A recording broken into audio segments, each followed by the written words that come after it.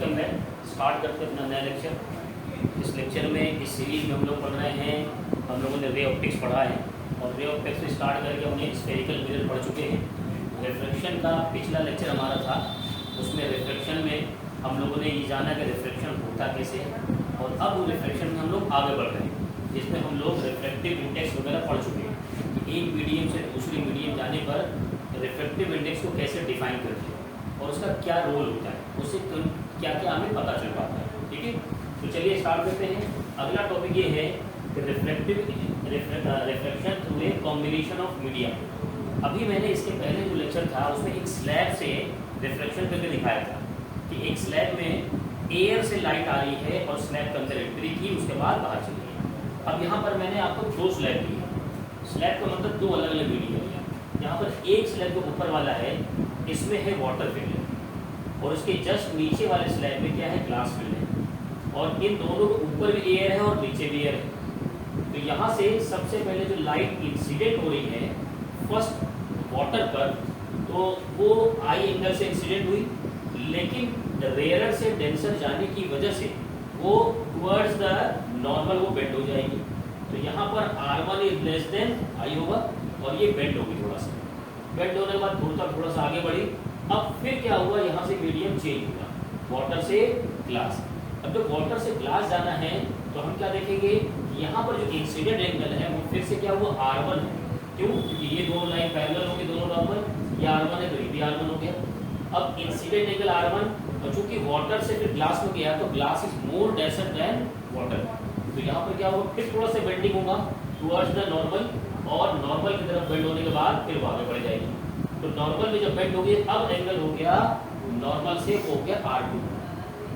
अब उसके बाद फिर से यहाँ पर क्या हो रहा है, मीडियम चेंज हो रहा है।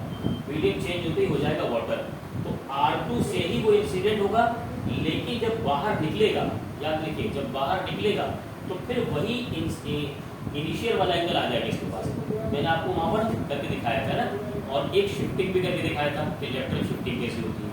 तो यहाँ पर अगर देखा जाए तो रिफ्रैक्टिव इंडेक्स की बात की जाए तो तीन जगह रिफ्रैक्टिव इंडेक्स है। फ्रॉम एयर टू वाटर, यानी ए म्यू डब्ल्यू कहलाएगा जी। दूसरा क्या है, वाटर से ग्लास, जिसे हम कहेंगे डब्ल्यू म्यू जी। और तीसरा होगा फिर ग्लास से एयर। ठीक है, तो ये क्या कहलाएगा, जी म्यू ए। तो हम पहले 1 से सब्स्टिट्यूशन करेंगे आसानी के लिए, उसके बाद उसके नाम लिखेंगे। अगर मैं रिफ्लेक्शन की बात करूं, फॉर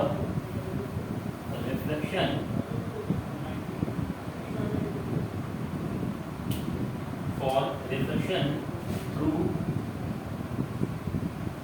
फर्स्ट सरफेस, यानी यहाँ पर जो रिफ्लेक्शन हुआ तो हम क्या लिख सकते हैं, 1 म्यू 2, 1 से गया म्यू 2। इसको क्या कहते हैं, reflective index of medium 2 with respect to 1, है ना, इज इक्वल टू, यहाँ पर देखिए इंसिडेंट एंगल आई है, यहाँ हो जाता है स्नेल्स लॉ से साइन आई अपॉन साइन R1 हो गया, फर्स्ट इक्वेशन। ठीक है, अगर यही रिफ्लेक्शन हमें किसमें देखना हो, सेकंड सरफेस पर, आप पूरा लिखिएगा, सेकंड सरफेस पर दिखा जाए तो ये 2 से किस में जा रहा है, 3 में, तो ये होगा 2 mu 3 is equal to sine, अब इंसिडेंट एंगल कितना है, R1, और बाद में क्या हो गया, R2, तो यहाँ पर हो जाएगा sine R1 upon sine R2, equation second. Third surface की बात की जाए, इस सरफेस पर फिर से, तो यहाँ पर हो जाएगा third surface 3 mu 1 is equal to sine, क्या हो जाएगा, R2 अपॉन साइन I। इस तरीके से यहाँ पर 3 रिफ्लेक्शन हो गए, है ना। अब देखा जाए तो मैं क्या करूँगा, तीनों इक्वेशन को आपस में मल्टीप्लाई कर देता हूँ।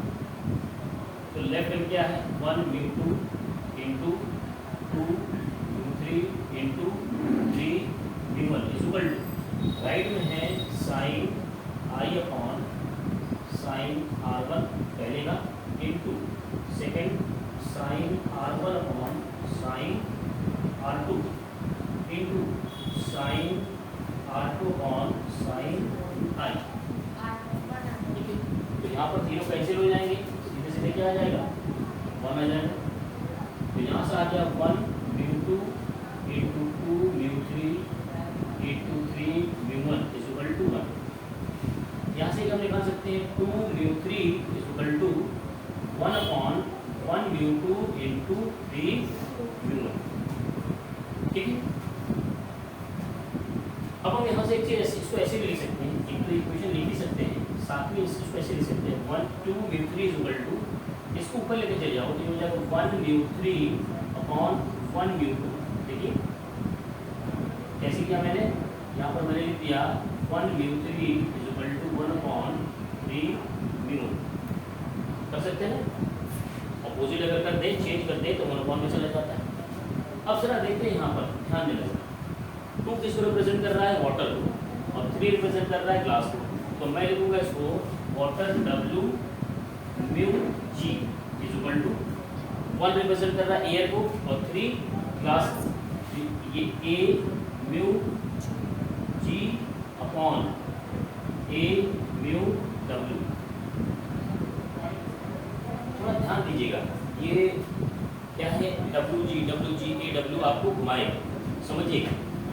रिफ्रैक्टिव इंडेक्स आपको अक्सर किसका दिया रहता है, किसी भी डेंसर मीडियम का दिया होगा, किसके रिस्पेक्ट में दिया होगा, अक्सर एयर वैक्यूम के रिस्पेक्ट में।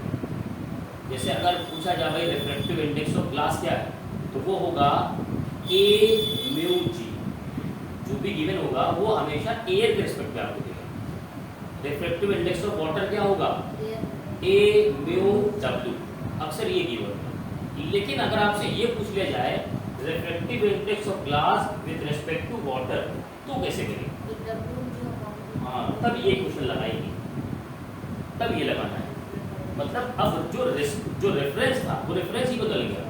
पहले रेफरेंस था एयर को रेफरेंस माना गया, ग्लास का भी वाटर का भी, ये तो हम सब जानते हैं।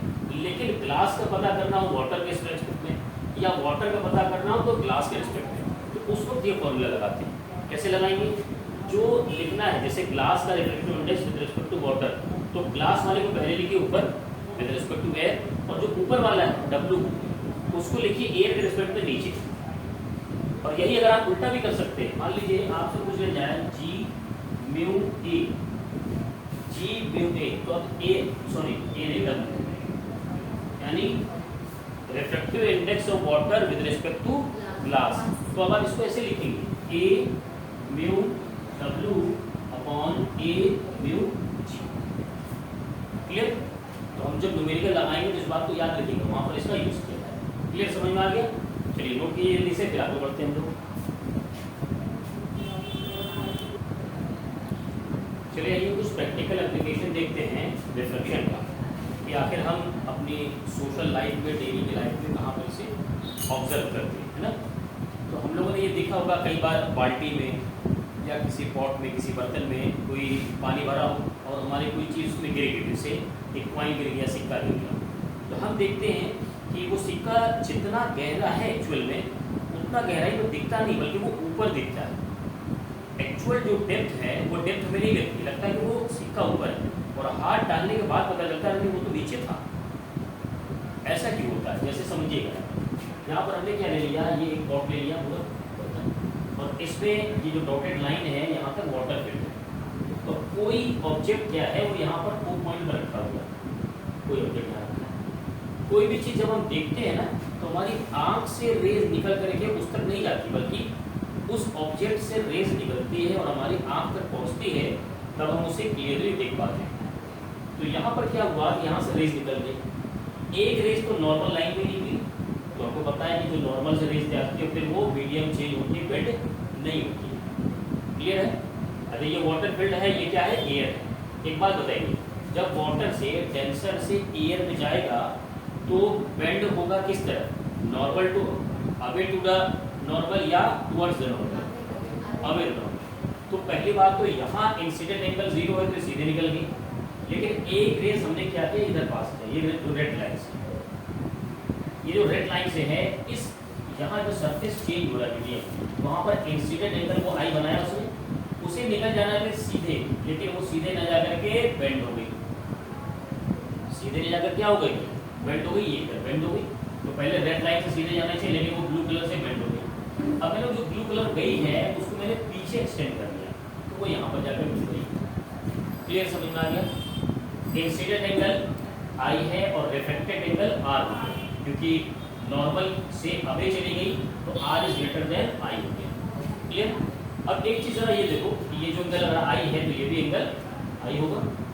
मैं अगर यहाँ पर एक ट्रायंगल की बात करूँ, अगर मैं ट्रायंगल लूँ, triangle A O B, A O B, ध्यान दीजिएगा, अगर मैं इसमें लगा दूँ sine I is equal A O B में, देखिए ये रहा साइन आई, और आई के सामने क्या होगा, परपेंडिकुलर एंगल सामने, तो ये हो गया ए बी अपॉन हाइपोटेन्यूज क्या होगा, बी यू। सही है भाई, कोई डाउट नहीं किसी को? चलिए छोटा वाला ट्रायंगल ले लेते हैं, एक और ट्रायंगल ए आई बी, दिख रहा है भाई सबको, ए आई बी, इसमें हम लगा लेते हैं साइन आर,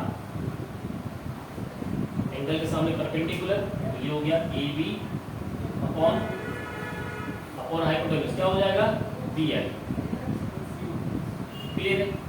तो डाउट नहीं किसी को? अब आ जाते हैं अपने स्नेल्स लॉ लगाते हैं।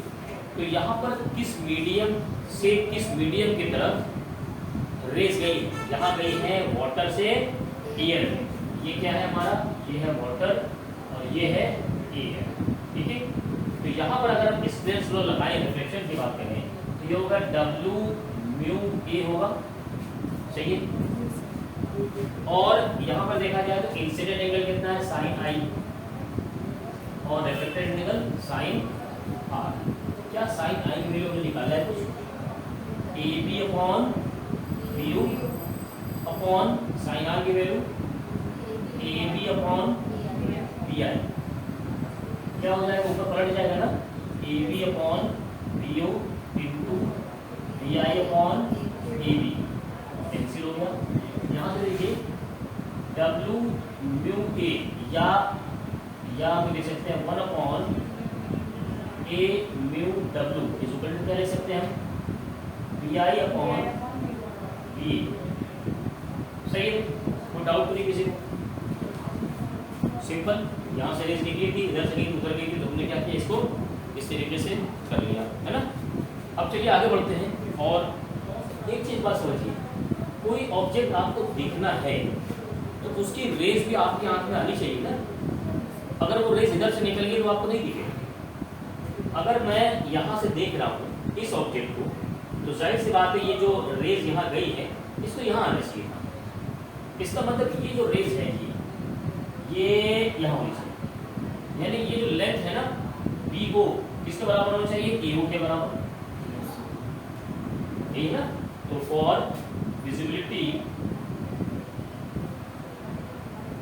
क्या होना चाहिए, ए ओ इज लमसम कितना होना चाहिए, बी ओ के बराबर, और साथ ही साथ जो ए आई है वो बराबर होने चाहिए बी आई की।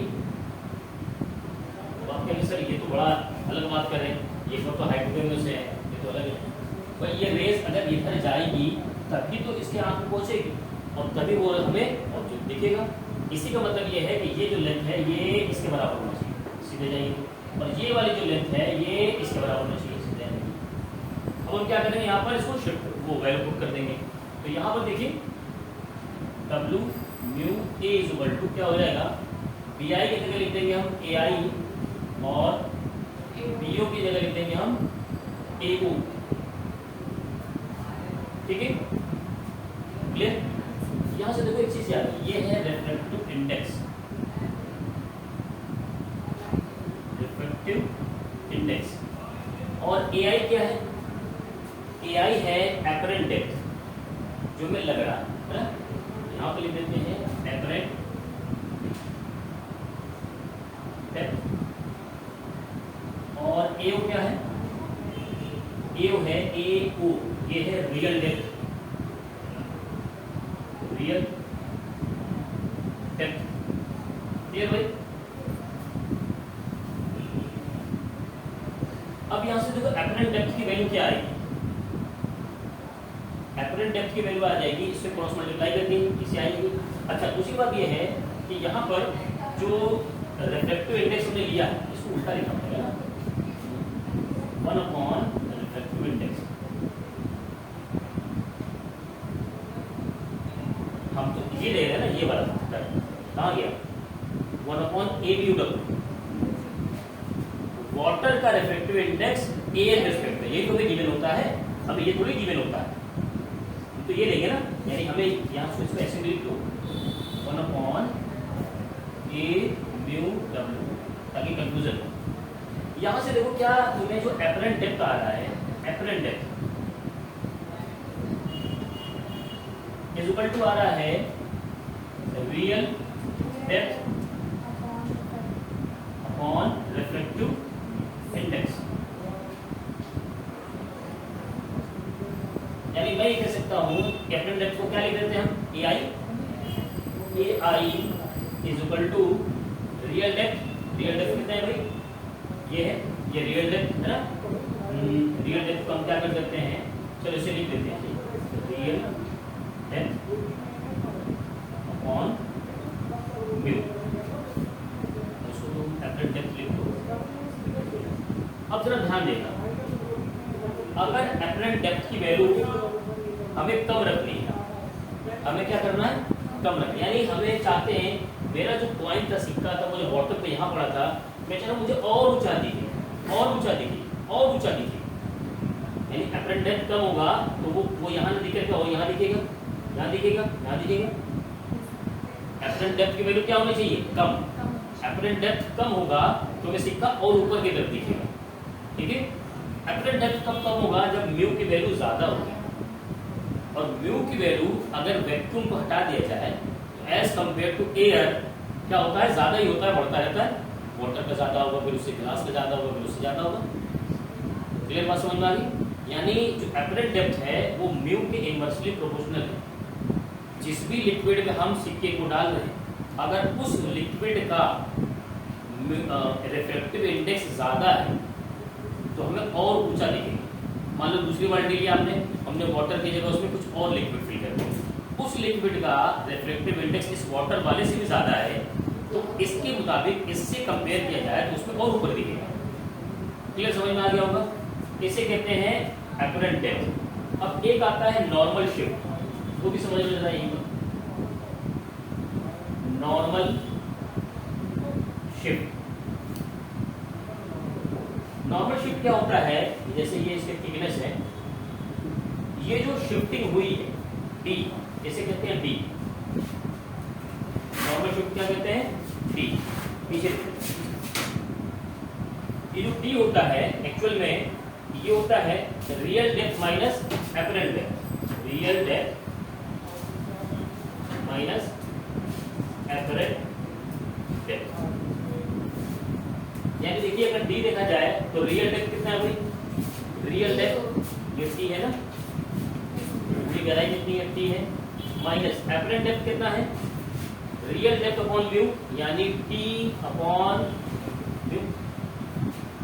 यहां से टी कॉमन ले लो तो क्या आएगा, 1 - 1 अपॉन म्यू टी। मतलब नॉर्मल शिफ्टिंग, कोई भी पॉइंट रखा तो वो कितना ऊपर शिफ्ट हुआ, कितना ऊपर शिफ्ट हुआ, ये डिपेंड करता है किस पर, टी पर, उसकी थिकनेस पर। थिकनेस ज्यादा लेंगे तो बताएंगे। दूसरी बात, अगर डी ज्यादा लेना है तो ये अंडर जो ब्रैकेट है वो भी ज्यादा होना चाहिए। ब्रैकेट में ज्यादा होना का मतलब ये वैल्यू कम होनी चाहिए, तो एक से घटाया जा रहा है ना। ये वैल्यू कम होने के लिए म्यू क्या होना चाहिए, ज्यादा होना चाहिए। फिर से कह रहा हूं समझिएगा, शिफ्टिंग अगर हम ज्यादा कराना चाह रहे हैं, मैं चाहता हूँ नीचे पड़ा हुआ कॉइन हमें और ज्यादा ऊपर देखिए, तो उसके लिए क्या होना चाहिए, एक तो टी ज्यादा हो गई, वो तो आप लेंगे। फिर इस ब्रैकेट वाली वैल्यू की ज्यादा होनी चाहिए। ये ब्रैकेट वाली वैल्यू ज्यादा कब होगी, जब आप इस वाली वैल्यू को कम लेंगे, क्योंकि 1 में से वही माइनस हो रहा है। ये वाली वैल्यू कम कब होगी, जब डिनोमिनेटर ज्यादा होगा। डिनोमिनेटर कौन है, वही बात तो यहाँ से साबित की कि जब भी रिफ्रैक्टिव इंडेक्स ज्यादा होगा तो हमारा जो पॉइंट है वो हमें ऊपर दिखेगा, ज्यादा से ज्यादा ऊपर दिखेगा। क्लियर समझ में आ गया। चलिए इसको नोट कर लीजिए अब आप लोग।